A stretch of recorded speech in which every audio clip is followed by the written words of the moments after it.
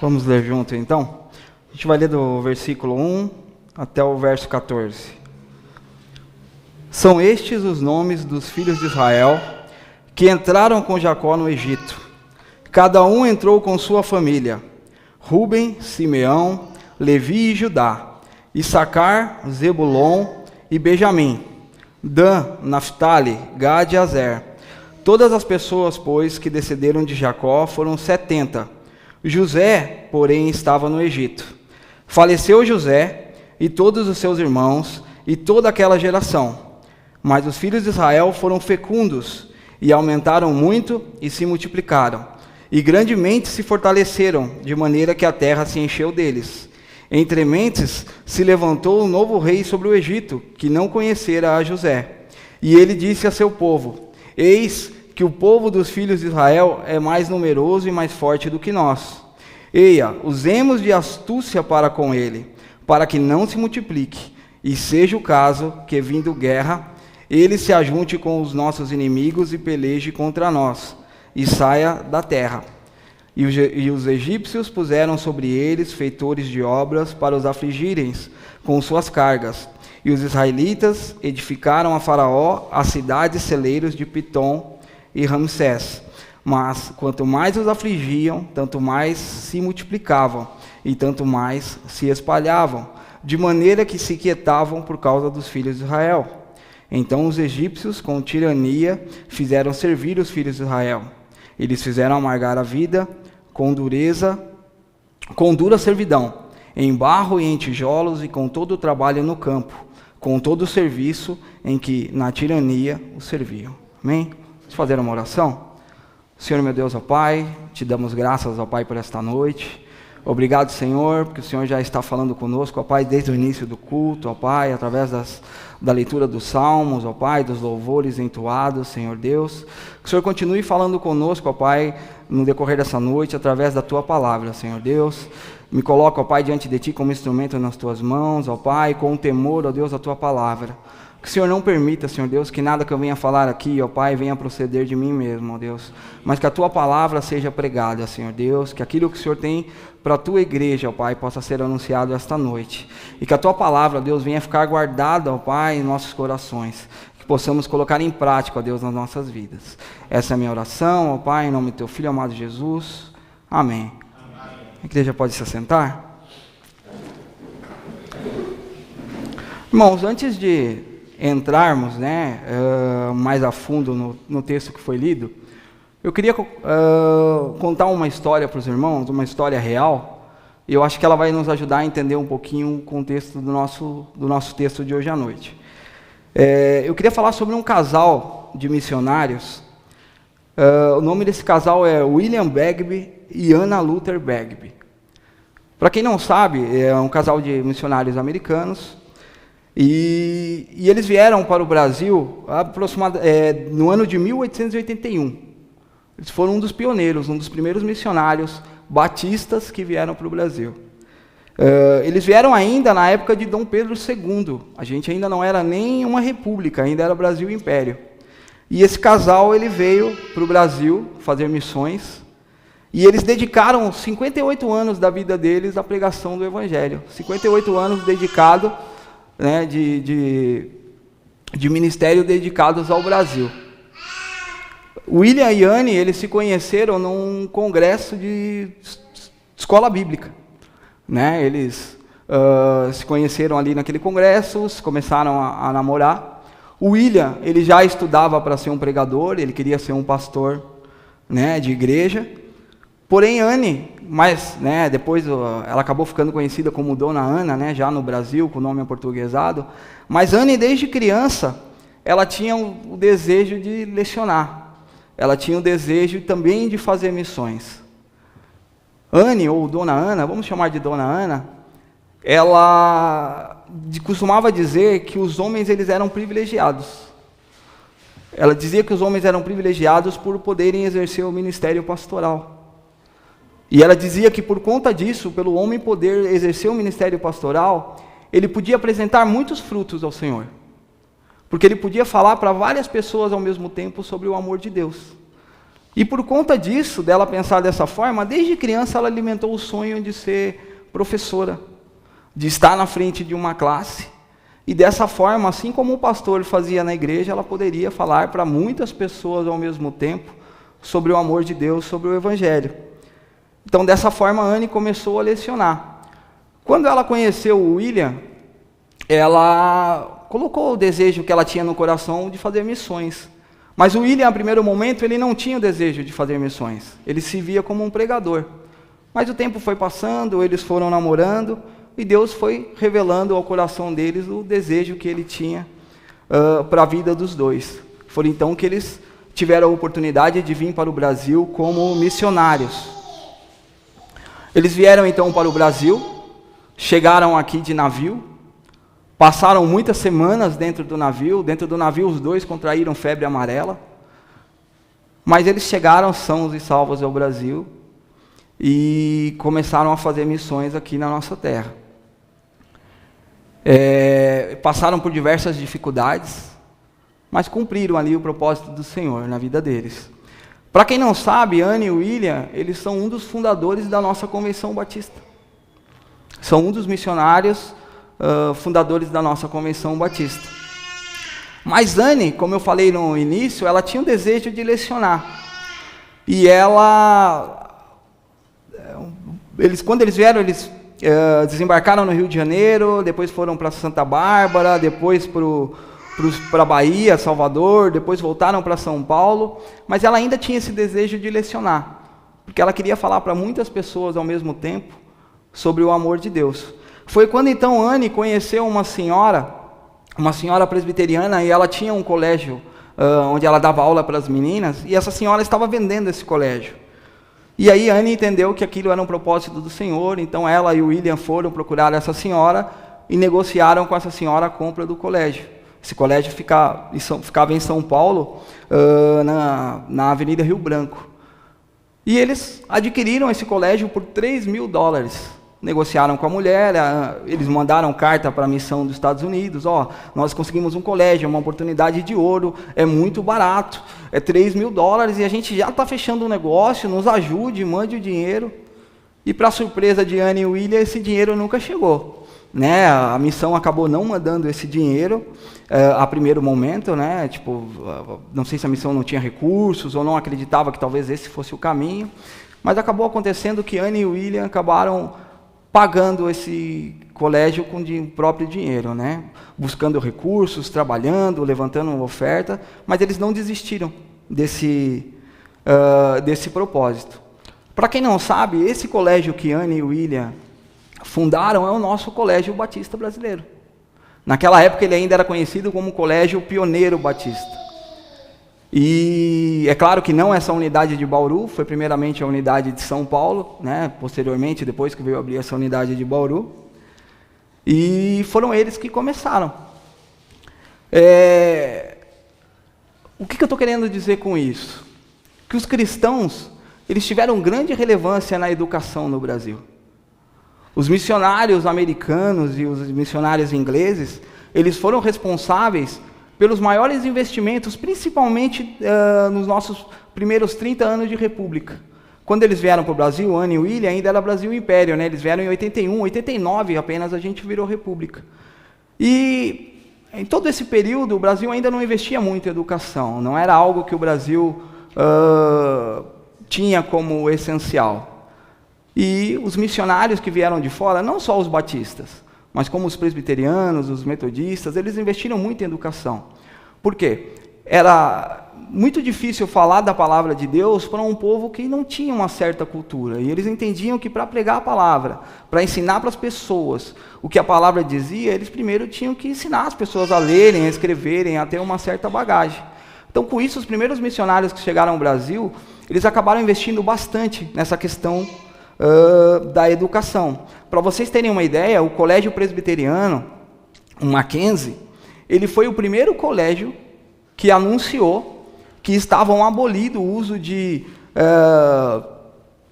castigos, de varada, puxão de orelha, palmatório. Foi o primeiro colégio da época que retirou essas práticas. né? Então os cristãos muito contribuíram para a educação no Brasil, não só no Brasil, como em vários outros lugares do mundo. Porém, hoje, infelizmente, se a gente for parar para ver nos debates públicos, nos debates de internet, no plenário, no Senado, na Câmara, a gente vai ver que constantemente as pessoas tentam tirar ou desligar totalmente a área da educação do Evangelho. Cristo está sendo removido das escolas, a palavra de Deus está sendo removida das escolas. Constantemente a gente vai ouvir alguém falando coisas do tipo, não, mas a Bíblia não tem nada a ver com a educação, não, o cristianismo não tem nada a ver com a educação. Isso porque o mundo esquece a contribuição que o cristianismo acabou exercendo para com ele. As pessoas que dizem isso não fazem ideia da contribuição do cristianismo para a educação, principalmente no nosso país. Hoje, se nós formos até mesmo, talvez no Colégio Batista, lá e perguntarmos para alguma das crianças que estudam lá, se eles já ouviram falar de Anne, de William Begbie, provavelmente a maioria deles não vai conhecer. Eu fiz uma pesquisa rápida no site do Colégio Batista Brasileira e eu vi que não tem nenhuma menção ao nome dos fundadores. E isso por quê? Porque na verdade o ser humano ele tende a esquecer tudo aquilo que Deus fez por eles, né? Tudo aquilo que Deus fez por eles por intermédio de alguém. Se hoje o ensino religioso, se hoje a Bíblia, o próprio cristianismo está sendo arrancado de dentro das escolas, isso é porque o ser humano ele insiste em esquecer daquilo que Deus fez por ele. E na verdade o nosso texto de hoje, o texto de Êxodo, ele vai tratar de um assunto semelhante a este. O Êxodo ele vai falar de um povo que se esqueceu de tudo aquilo que Deus tinha feito por eles. De tudo aquilo que Deus tinha feito pelo Egito, por intermédio de José. Então a gente vai entrar um pouco mais no texto, e aí vai ficar mais claro a comparação entre essa ilustração, essa história que eu contei a respeito do casal Begbie, com o texto de Êxodo 1. Então eu vou ler rapidamente, novamente, o versículo do 1 ao 5. São estes os nomes dos filhos de Israel que entraram com Jacó no Egito. Cada um entrou com sua família. Ruben, Simeão, Levi e Judá, Issacar, Zebulon e Benjamim, Dan, Naftali, Gade e Azer. Todas as pessoas, pois, que descenderam de Jacó foram 70. José, porém, estava no Egito. Para quem não sabe, a palavra Êxodo, o nome Êxodo, ele significa partida ou saída. O livro relata a saída do povo de Deus do Egito. Porém, no original, no hebraico, o nome do livro, o nome que Moisés deu ao livro não é Êxodo. O nome de Êxodo ele foi colocado posteriormente. Mas no original, o nome do livro é simplesmente a primeira frase. São estes os nomes. Primeira frase do versículo 1.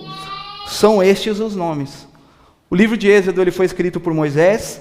Não se sabe ao certo a data, mas foi algo em torno de 1200 a 1500 a.C.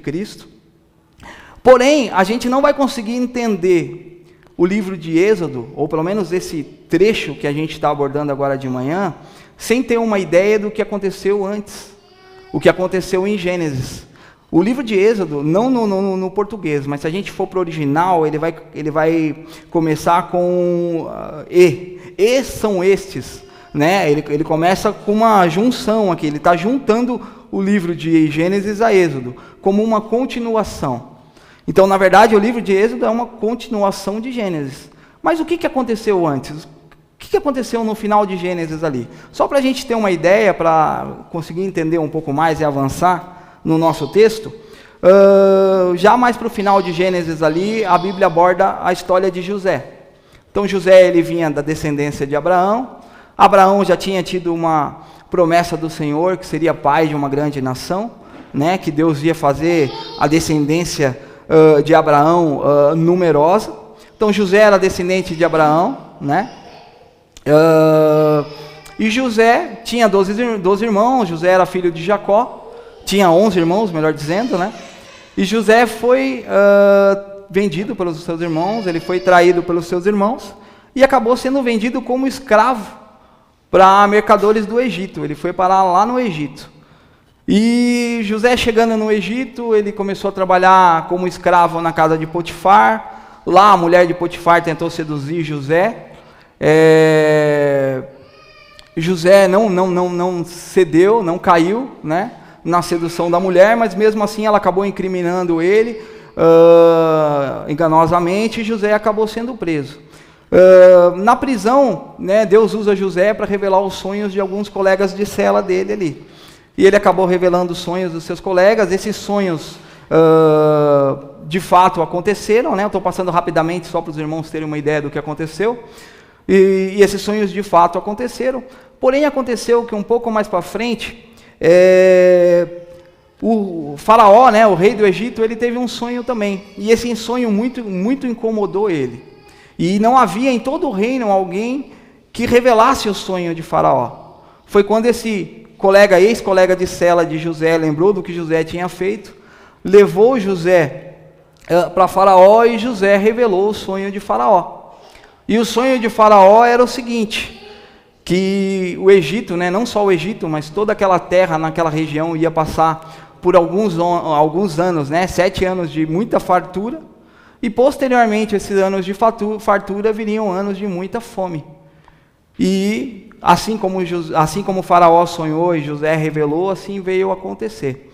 E José acabou livrando o Egito de passar por uma grande fome, por um período bastante difícil. Na verdade, a fome houve, né? Mas José, ele foi colocado como governador do Egito, e ali ele governou sobre toda a riqueza do Egito, sobre os momentos de abastança, guardando alimentos, guardando recursos, e nos momentos de fome ali, nos momentos de escassez, o Egito tinha mantimento não só para si, mas como vendendo para outras terras próximas, né? E com isso, na verdade, o Egito foi crescendo. José fez o Egito crescer. O Egito, aqui dentro desse contexto de Êxodo, ele era um país extremamente rico. E José fez com que o Egito fosse extremamente rico. Por quê? Porque no momento de fome, enquanto as outras nações, os outros povos vinham para o Egito buscar alimento, José negociava o alimento por terras, por animais, por riquezas. E isso foi fazendo com que o Egito fosse crescendo cada vez mais. E o começo do texto aqui, nesses 5 versículos que a gente leu, de Êxodo, está dizendo a família, né? A família de José, que foi morar posteriormente com ele no Egito. Né? Aqui tem os irmãos de José, e a Bíblia diz no versículo 5, que da descendência de Jacó, né, o pai de José, que foram para o Egito, foram 70 pessoas. Né? E a gente começa a ver que esse povo, ele começa a crescer. Ele vai começar a crescer no Egito, ele vai começar a prosperar no Egito. Só a título de curiosidade, o povo de Israel viveu no Egito por 430 anos. E lá esse povo começou a crescer grandemente. E aí no versículo 6 diz o seguinte: faleceu José e todos os seus irmãos e toda aquela geração. Mas os filhos de Israel foram fecundos e aumentaram muito, e se multiplicaram e grandemente se fortaleceram, de maneira que a terra se encheu deles. E aqui, como eu falei, Moisés descendia de Abraão, né? E Deus já tinha dado uma promessa para Abraão, que ele ia fazer de Abraão o pai de muitas nações. Abraão sequer tinha filho ainda quando Deus prometeu isso para Abraão, que ele seria pai de muitas nações. E aí a gente começa a entender a provisão de Deus aqui, de permitir que José passasse por tudo aquilo, que ele fosse para o Egito, não só para salvar toda a terra do Egito, mas também para salvar a sua descendência, para salvar o seu povo da fome, para que Deus viesse a cumprir aquilo que Deus tinha prometido para Abraão. Em Gênesis 12:2 a gente vê lá, né, de Deus prometendo para Abraão: e fartei uma grande nação, e abençoar-te-ei, e engrandecerei o teu nome, tu serás uma bênção. E esse povo começou a crescer. Um pouquinho mais para frente, no livro de Êxodo, a gente vai ver que quando o povo de Israel sai da terra do Egito, só de homens acima de 20 anos, pronto para a guerra, eram 603 mil homens, 603.550 homens. Só isso, homens acima de 20 anos, homens que podiam guerrear. Isso sem contar mulheres e crianças. Alguns estudiosos, alguns teólogos vão dizer que quando o povo de Israel saiu do Egito, o número era entre 2 e 3 milhões. Deus continuou honrando aquela promessa que ele tinha feito para Abraão. E mesmo no Egito, mesmo fora da sua terra, mesmo fora da sua nação, Deus não esqueceu aquilo que Ele tinha prometido para o seu povo. Ele não esqueceu aquilo que Ele tinha prometido para Abraão, que Ele faria de Abraão pai de uma grande nação. E o povo mesmo no Egito começou a crescer grandemente, começou a se multiplicar. Verso 8. Entre mentes se levantou um novo rei sobre o Egito, que não conhecera José. E ele disse a seu povo: eis que o povo dos filhos de Israel é mais numeroso e mais forte do que nós. Ei, usemos de astúcia para com ele, para que não se multiplique. E seja o caso que, vindo guerra, ele se ajunte com os nossos inimigos e peleja contra nós, e saia da terra. O verso 8 diz que surgiu um novo rei no Egito. E aqui talvez é um dos pontos principais do que a gente vai falar essa noite. Surgiu um rei que não conhecera José. Aqui já tinham passado aproximadamente 400 anos. E esse rei não conheceu José. Esse rei não se lembrava daquilo que Deus tinha feito pelo seu povo por intermédio da vida de José. José salvou o Egito de um período de fome. Deus salvou o Egito através de José de um período de fome. Esse rei ele não conhecera José.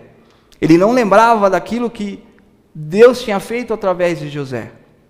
O faraó da época de José, ele vendo o que Deus tinha feito pelo seu povo naquela época, né, de José ter feito o Egito prosperar, de José ter sido um bom governador, ter guardado recursos e feito com que o Egito crescesse cada vez mais, o antigo faraó tinha dado até uma cidade para que o povo de Israel pudesse habitar lá. Eles habitaram na cidade de Gósen e ali eles começaram a crescer. A Bíblia vai dizer até mesmo que quando Jacó veio a morrer, o pai de José, houve um pranto nacional.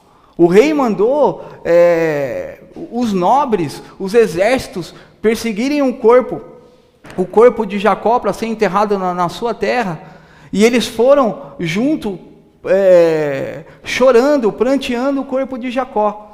De tão amado que era a família de José naquela época. Porém, após 430 anos, surgiu um novo rei, um novo faraó. E esse já não se lembrava mais de quem era José. Ele já não se lembrava mais de tudo aquilo que Deus tinha feito por aquele povo, por intermédio da vida de José. Isso aqui está profundamente ligado com a ilustração que eu fiz ali no começo, falando sobre o casal de americanos. E isso não é uma história simplesmente do Êxodo. Isso, na verdade, é uma história de todos os tempos. Ela é mais atual do que nunca. Porque o mundo insiste em se esquecer daquilo que Deus fez por ele. Não só por intermédio do seu povo, mas por intermédio dele mesmo. O dom da vida, o fôlego, a água. O mundo insiste em se esquecer de tudo aquilo que Deus tem feito. Deus sempre agiu na humanidade, em todos os tempos. Deus sempre agiu, porém o povo insiste em se esquecer do que Deus fez. O Egito esqueceu daquilo que Deus tinha feito por ele. O Egito se esqueceu de que ele só era o que só era aquilo que era por conta de Deus. Porque Deus não permitiu com que o Egito viesse passar fome. E essa é uma realidade hoje em dia também. O ser humano tem esquecido constantemente de tudo aquilo que Deus tem feito por ele. O ser humano tem esquecido do dom da vida que Deus deu para ele, da alimentação, da água, do trabalho, da família, dos livramentos. A história do Êxodo, ela não aconteceu só lá, ela acontece diariamente, ela acontece nos nossos dias. E muitas vezes acontece até mesmo dentro da igreja. Quantas vezes nós nos esquecemos daquilo que Deus tem feito por nós?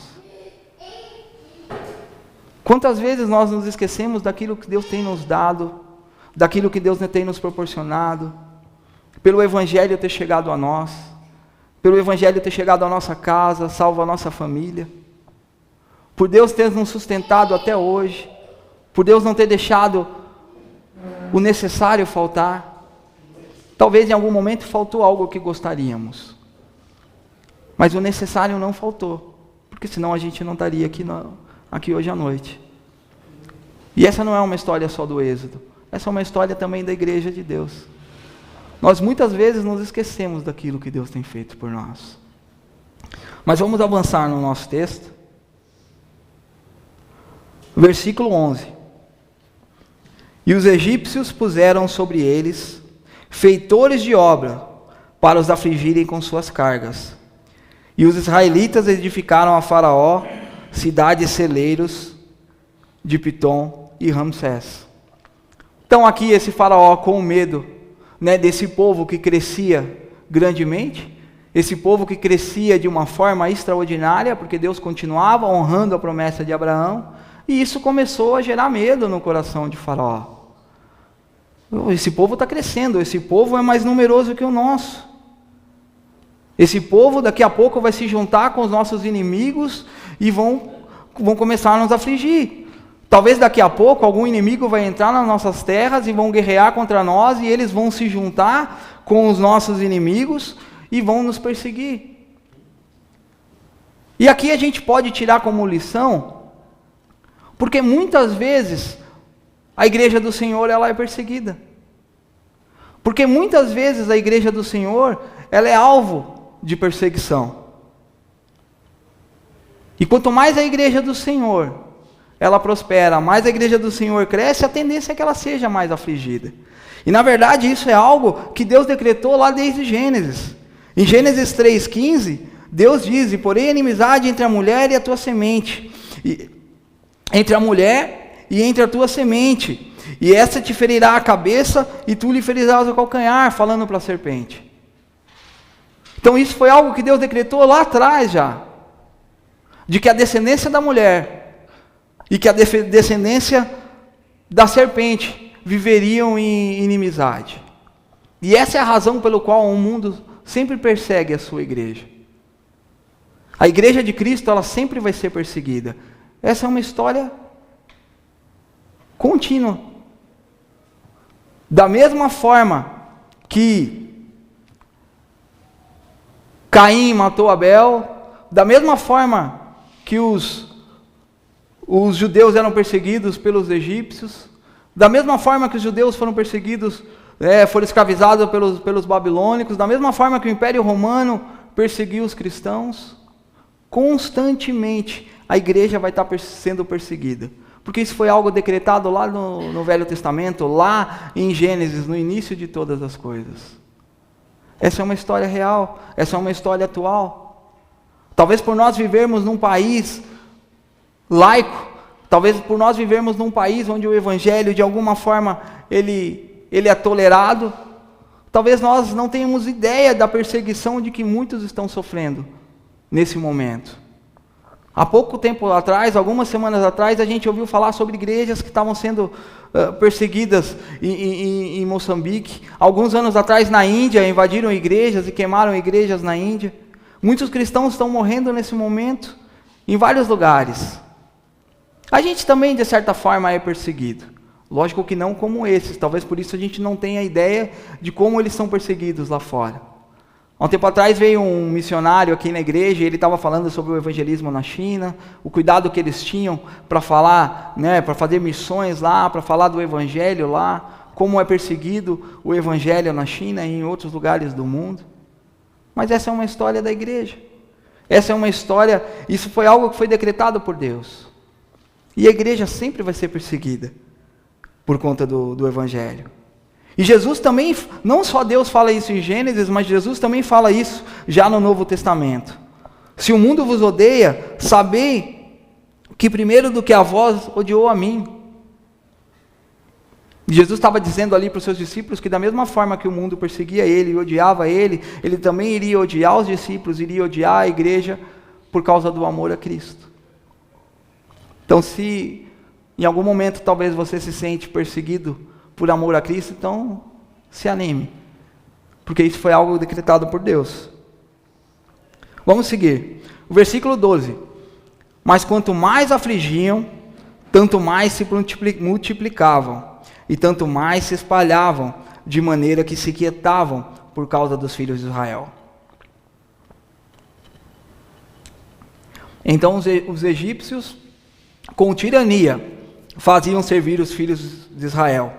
E lhes fizeram amargar a vida com dura servidão, em barro e em tijolos, e com todo o trabalho no campo, com todo o serviço em que tirania o serviam. E o mais engraçado aqui é que quanto mais o povo de Deus era perseguido, mais esse povo crescia. Quanto mais o povo de Deus é perseguido, mais ele cresce. E assim foi em toda a história. Assim foi no Egito. Quanto mais o povo de Deus era perseguido, mais ele crescia. Assim foi em Roma, quando Nero perseguia os cristãos.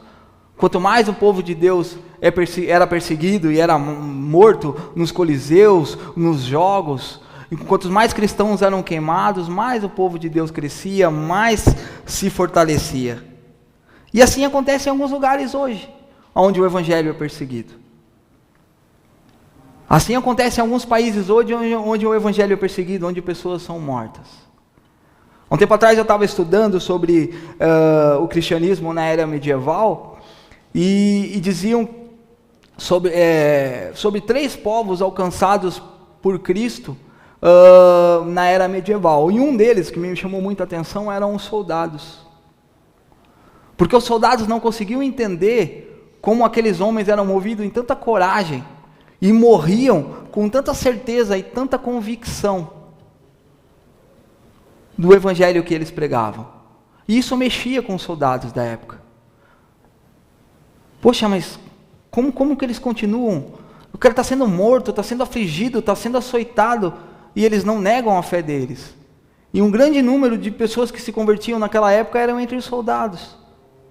E aqui, no texto de Êxodo, a gente consegue ver que quanto mais o povo de Deus ele é perseguido, mais ele aumenta. Tertuliano tinha uma frase, dizia o seguinte: o sangue dos mártires é a semente dos cristãos. Mas tem algo muito importante também aqui dentro desse trecho de Êxodo, que é o seguinte: a Bíblia relata em algum momento o povo reclamando do Egito. Deus mandou Moisés para livrar as pessoas ali. Mas até esse momento, a Bíblia relata do povo reclamando do Egito. O povo estava reclamando porque o Egito estava ruim? O povo estava reclamando porque estava faltando recursos no Egito, porque tinha uma vida ruim? O povo não estava reclamando. Na verdade, o que Faraó fez aqui foi dar um tiro no pé. Porque o povo estava confortável no Egito. O povo estava bem no Egito. O povo não queria sair do Egito. Já fazia 430 anos que esse povo estava lá e o povo em nenhum momento quis voltar para Canaã. O povo em nenhum momento quis voltar para sua terra. Porém, Faraó, aqui com medo do povo se fortalecer e crescer cada vez mais, ele acabou afligindo o povo e gerando no povo esse desejo de sair do Egito. Mas até aquele momento o povo não tinha interesse nenhum de sair do Egito, o povo estava bem no Egito. O que eu aprendo com isso? O que a Bíblia nos ensina com relação a isso? Que muitas vezes o sofrimento na vida do cristão vem para lembrar ele de onde ele é, para onde ele vai. Muitas vezes nós estamos como os judeus estavam no Egito. A gente está vivendo no mundo, a gente está acostumado com o mundo, a gente está adquirindo a cultura do mundo. Às vezes as pessoas olham para nós e já não identificam diferença, porque nós já estamos parecidos com o Egito, nós já somos tão parecidos com o mundo, e estamos tão confortáveis com o mundo. Eu já não tenho mais vontade. Céu? O que é céu? Eternidade? O que é eternidade? Eternidade é aqui. Muitos pensam isso, ou muitos vivem a vida como se pensassem assim, sem nenhuma preocupação para onde vão, porque já se acostumaram com o Egito. O Egito está tão bom, o Egito está tão confortável, o Egito está tão gostoso, por que eu vou sair do Egito? Por que eu vou sair daqui? E a gente começa a entender que Deus permitiu com que esse novo faraó afligisse o povo, justamente para lembrar aquele povo de todas as promessas que Deus tinha feito para ele. Que todas as promessas que Deus tinha feito aqui para o vovô Abraão, todas as promessas que Deus tinha dado a Abraão, a Jacó. E só depois que esse povo começa a ser afligido, que ele começa a sofrer, que ele se lembra de onde ele é, que ele se lembra de Canaã, que ele se lembra das histórias que eles ouviam dos pais, dos avós, daquilo que Deus tinha feito pelo seu povo, do que Deus tinha feito através de José. E aí eles começam a se lembrar: poxa, mas a gente está aqui sofrendo, a gente está aqui padecendo, a gente está construindo aqui cidades, edificando cidades para Faraó e apanhando. A Bíblia fala que eles fizeram ele sofrer com dura servidão. Poxa, mas é justo a gente sofrer assim? Se o Egito é o Egito hoje, isso é contribuição nossa. Foi José, foi o nosso antepassado José, que veio e que prosperou o Egito de tal forma. O Egito só é aquilo que ele é por causa disso. Por causa de José, porque Deus fez aquele povo por causa de José. E Deus usou esse sofrimento para lembrar o povo de onde eles eram. Deus usou esse sofrimento para lembrar o povo daquilo que Deus tinha prometido para ele, da terra que Deus tinha dado a Abraão. E isso é uma realidade hoje. Isso é uma realidade na nossa vida.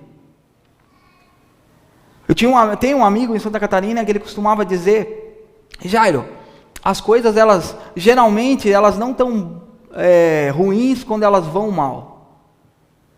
Quando as coisas vão mal, a gente se lembra logo de Deus. Quando eu perco o emprego, quando eu estou com um problema no casamento, quando eu tenho um filho com algum problema, quando eu tenho alguma dificuldade, quando parece que tudo vai dar errado na minha vida, é o momento que eu mais me apego com o Senhor. É o momento que eu corro para Deus e que eu oro e que eu lembro do único que pode me ajudar, o único que pode mudar aquela situação. Mas quando as coisas vão bem, eu costumo me esquecer de Deus. Eu costumo me esquecer para onde eu vou. Eu costumo me esquecer da minha pátria verdadeira. Essa não é uma realidade só no Egito. Essa história de Êxodo, ela é muito atual. Essa história de Êxodo, na verdade, é a mesma história desde que o mundo é o mundo, de geração em geração. De Deus fazendo algo para o seu povo, e de Deus escolhendo o seu povo, e de Deus chamando o seu povo, Deus fazendo grandes coisas para o seu povo, e o povo insistindo em se esquecer daquilo que Deus fez por ele. A gente falou de Gênesis, né, que está ligado a Êxodo ali. Em Gênesis a gente tem a história de toda a criação, da criação de todas as coisas. E Êxodo conta uma história de um povo, da escolha de Deus por um povo. E Deus escolheu um povo para si. Deus chamou um povo para si. Deus fez promessas para esse povo. Mas o povo se esquece de Deus, porque se acomodou com o Egito. O Egito está tão bom. O Egito está tão gostoso.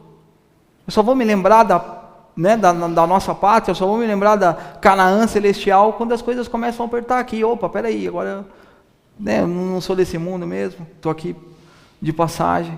E Deus permite que isso aconteça para que realmente a gente venha se lembrar de onde nós somos, se lembrar das promessas dele para a nossa vida. Então, se as coisas vão mal, faz parte. Agora, se você se sente confortável nesse mundo, e aí eu faço uma pergunta para vocês, não precisam responder para mim, mas você se sente confortável nesse mundo?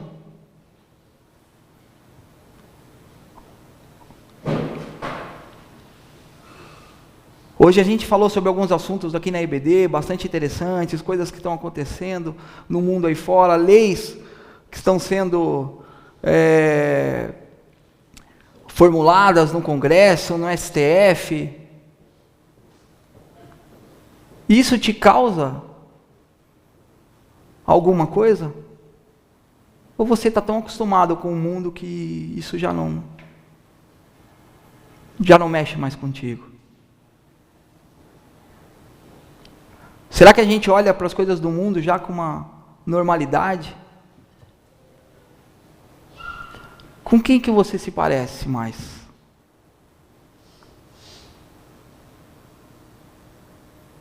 Você se parece com Canaã? Ou você já se parece com o Egito? Ou você já se acomodou ao Egito? Quando a gente olha as injustiças do mundo, e o pecado do mundo, e aquilo que o mundo tem feito, e o mundo se esquecendo de Deus, eu olho para isso como, meu Deus, volta logo, Jesus, eu não sou desse mundo, vem me buscar, me leva para Canaã celestial, me leva para a minha pátria, porque eu não sou desse mundo, eu não pertenço a esse mundo. Ou será que as coisas estão tão boas aqui? Eu estou tão confortável aqui. Deus, não volta agora não. Tem tanta coisa para fazer, está tão bom. Tão gostosinho aqui. O Egito é tão bom. O Faraó nem é tão ruim assim. A gente está apanhando até pouco, está tão gostoso. Não volta agora não, Jesus. Eu tenho tanta coisa para fazer. Com quem que você se parece? Parece com um morador do Canaã celestial? Ou você já adquiriu os costumes egípcios? Ou você já adora os mesmos deuses que os egípcios adoram? As mesmas coisas que o mundo adora? Com quem que você se parece? Se o mundo não te persegue mais, isso é um ponto de atenção. Se o mundo não te persegue, se o mundo não te aflige, se tu está confortável nesse mundo, dá uma paradinha e pensa, Deus, por que eu estou tão acomodado no mundo? Por que o mundo é tão bom para mim? Porque se você realmente se parecer com o morador de uma Canaã celestial, o mundo já não vai ser um lugar tão bom. O Egito já não vai ser mais um lugar bom para ti. E eles vão começar a te perseguir. De alguma forma, eles vão começar a te perseguir. E aí agora eu quero falar com você que talvez seja o contrário. Talvez está numa outra situação. A vida aqui está tão difícil. O mundo é tão mau. As pessoas são tão más. Poxa, por que eu sou tão perseguido? Por que as coisas parecem que dão sempre errado? Por que parece que as pessoas estão sempre contra mim? Eu tento fazer as coisas direito no meu trabalho, eu tento ser uma pessoa correta, mas parece que nada dá certo. Parece que as pessoas estão me perseguindo, parece que nada vai bem. Quando você olha para o pecado do mundo, isso te gera um desconforto, isso te gera uma angústia. Quando tu passa na rua e vê um mendigo deitado na rua, alguém passando necessidade, ou um jovem se embriagando, aquilo mexe com o teu coração, e aquilo te entristece, e tu fala, Deus, volta logo. Sabe, eu não aguento mais, eu já não estou aguentando mais. Talvez se você está sofrendo, isso é um sinal bom. Provavelmente Deus está querendo te lembrar quem você é. Talvez Deus está querendo te lembrar que as dores desse mundo são passageiras. E que um dia Ele vem te buscar para um lugar melhor. E que um dia Ele vai te levar para Canaã celestial. Se o mundo te odeia, então comemora. Porque Jesus diz em João 15, se o mundo vos odeia, sabei que primeiro do que vós me odiou a mim. Se vocês fosseis do mundo, o mundo amaria o que era seu. Mas porque não sois do mundo, então eu vos escolhi do mundo. Por isso que o mundo vos odeia. Ei, se o mundo te odeia, se o mundo te persegue, dê glória a Deus, é porque você não é desse mundo. Agora, se o mundo está confortável demais, é um ponto de atenção.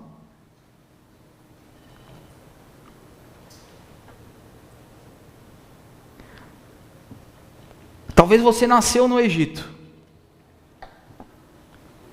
Talvez você nunca se identificou como alguém de Canaã. Talvez você nunca se identificou como sendo do povo de Deus. Eu nasci no Egito. Eu nasci do mundo. Eu sou assim. Eu não me pareço com o povo de Deus. Não, eu me pareço com o mundo mesmo. Talvez até hoje, talvez até esse momento, Você, assim como o Egito se esqueceu de tudo aquilo que Deus fez por eles por intermédio de José, talvez você também tenha se esquecido daquilo que Deus fez por você por intermédio de Jesus. Talvez você tenha se esquecido do que Cristo fez na cruz. Talvez você tenha se esquecido até de agradecer ao Senhor pelo dom da vida, pela família que Ele te deu, pelo trabalho que Ele te deu, pelas bênçãos que Ele tem te dado.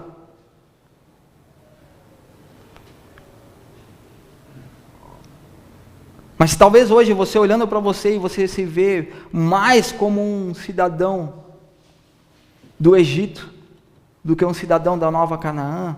Deixa eu te falar uma coisa. Jesus, no tempo de Êxodo, Ele mandou Moisés como libertador daquele povo. Aquele povo começou a crescer e aquele povo começou a ser afligido. E Deus mandou um libertador para eles.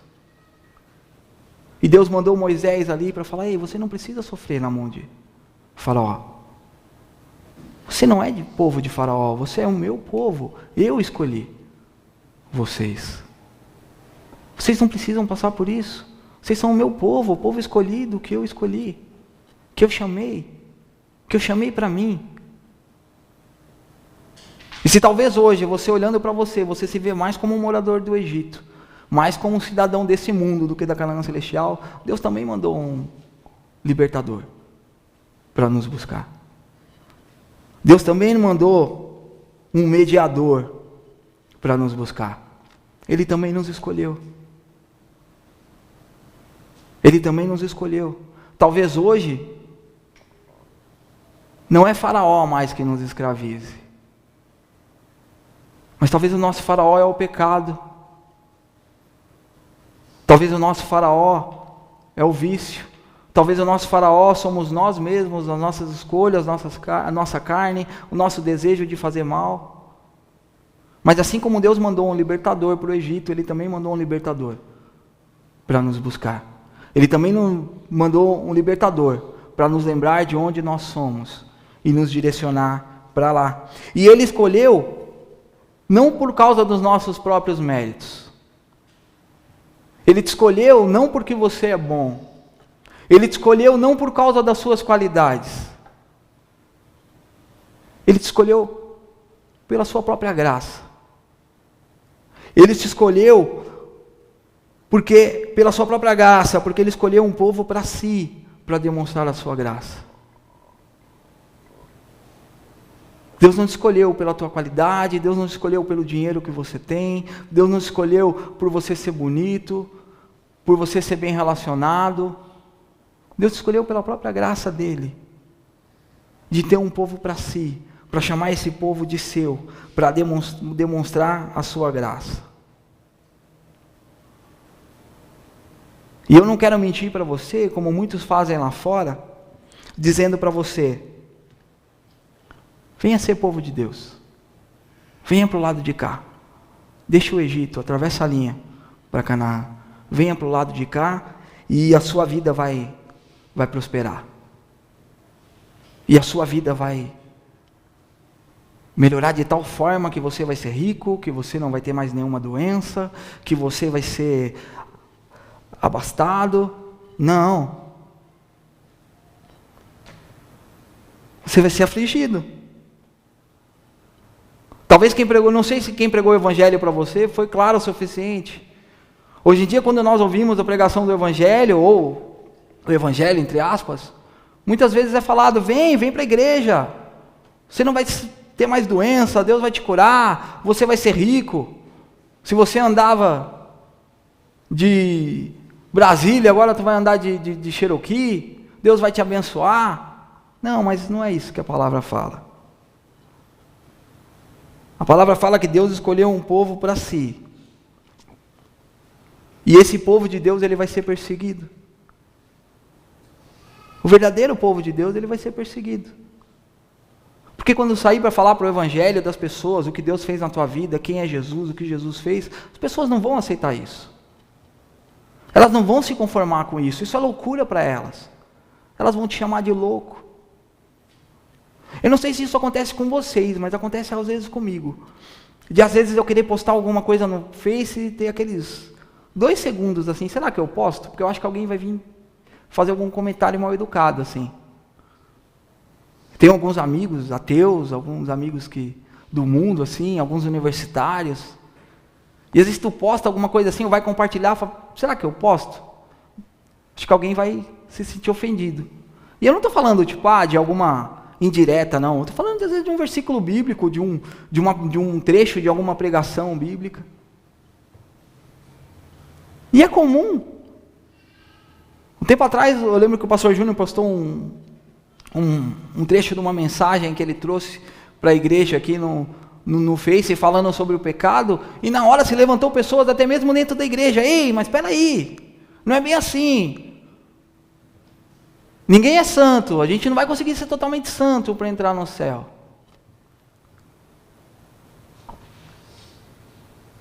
Se você realmente for povo de Deus, se você realmente pregar esse evangelho, talvez as coisas não vão ser mais fáceis, não. É claro que você vai contar com a graça de Deus. E é claro que assim como o povo de Deus era perseguido no Egito, mas eles se multiplicavam, eles cresciam, Deus vai continuar guardando. Mas não quer dizer que isso vai ser fácil. Eu não vou falar para você, venha para o lado de cá, que as coisas vão ser mais fáceis. Não, tu vai ser perseguido sim. Porque o mundo odeia a Deus. O mundo odeia as coisas de Deus. O mundo se esquece daquilo que Deus fez por ele.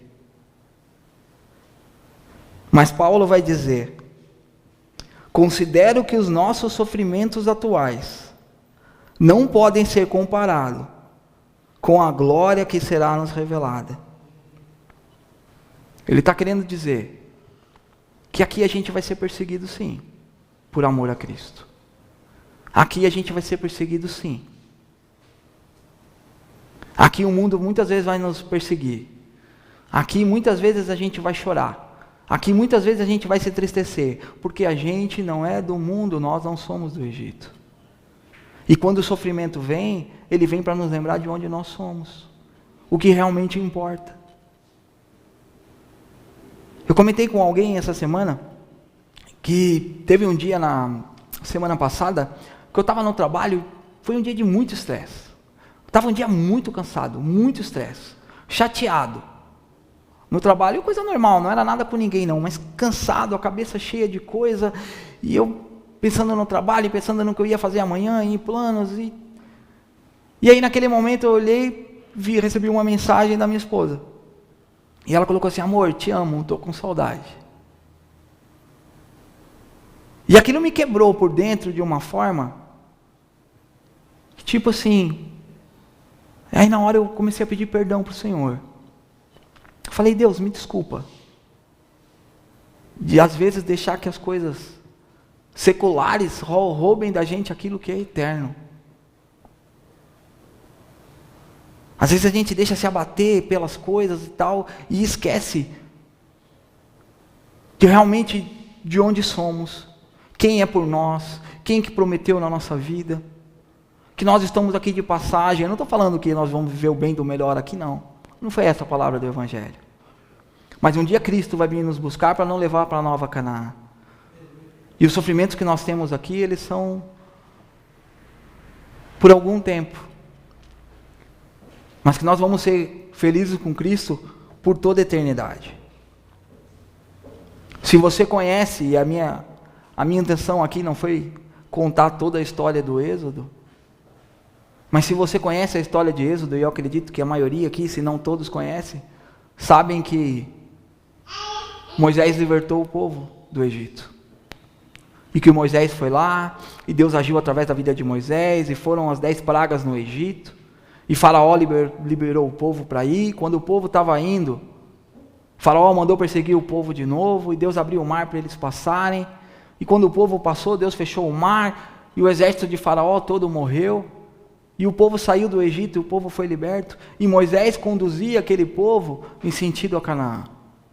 Por causa do pecado do povo, por causa da incredulidade do povo, eles demoraram muito mais do que o normal para chegar na terra prometida. E o próprio Moisés não chegou à terra prometida por causa do seu pecado.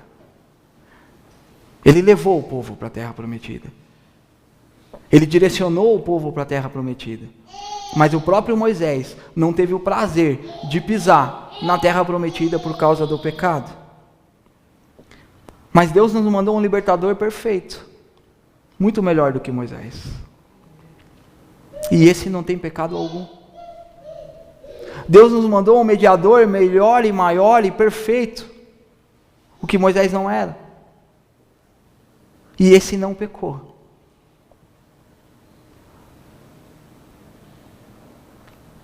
E esse chegou na terra prometida, esse inaugurou a eternidade.